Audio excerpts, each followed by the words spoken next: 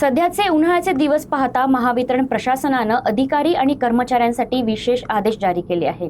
ग्राहकांना पूर्वसूचना न देता वीज पुरवठा बंद करणे, फोन न उचलणे अथवा पूर्ण परवानगी न घेता मुख्यालय सोडणे अशा बाबी आढळल्यास कारवाई करण्यात येईल असा इशारा देण्यात आला आहे।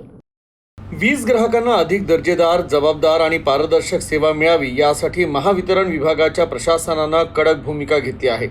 ग्राहकांना पूर्वसूचना न देता देखभाल दुरुस्तीच्या नावाखाली वीज पुरवठा खंडित करणाऱ्या अधिकारी आणि कर्मचाऱ्यांवर कठोर दंडात्मक कारवाई करण्यात येणार असल्याचा इशारा मुख्य अभियंत्यांनी दिला आहे।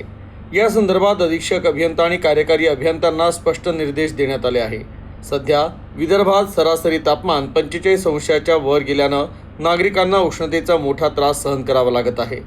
अशा स्थितीत तांत्रिक बिघाडामुळे होणारा आपत्कालीन वीज पुरवठा खंडित होणं किंवा नियोजित देखभाल दुरुस्तीमुळे वीज बंद ठेवली जाणं ही बाब ग्राहकांसाठी अधिक त्रासदायक आहे।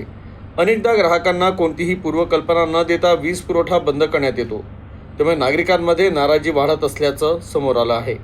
त्यामुळे ग्राहकाभिमुख सेवा सुधारण्यासाठी महावितरण प्रशासनानं ही कठोर भूमिका घेतली आहे। एवढंच नाही तर संबंधित अधिकारी आणि कर्मचाऱ्यांनी त्यांच्या कार्यक्षेत्रातील मुख्यालयात वास्तव्यास राहणं बंधनकारक आहे। आपत्कालीन परिस्थितीत तत्काळ प्रतिसाद देणं अपेक्षित असून मुख्यालयी न राहिल्यामुळं तक्रारींच्या निवारणास विलंब होत असल्यास संबंधितांवर शिस्तबंधाची कारवाई केली जाईल। इतकंच नव्हे तर फोन न उचलणाऱ्या आणि गणवेश न परिधान करणाऱ्या कर्मचाऱ्यांवर देखील शिस्तभंगाची कारवाई केली जाणार आहे।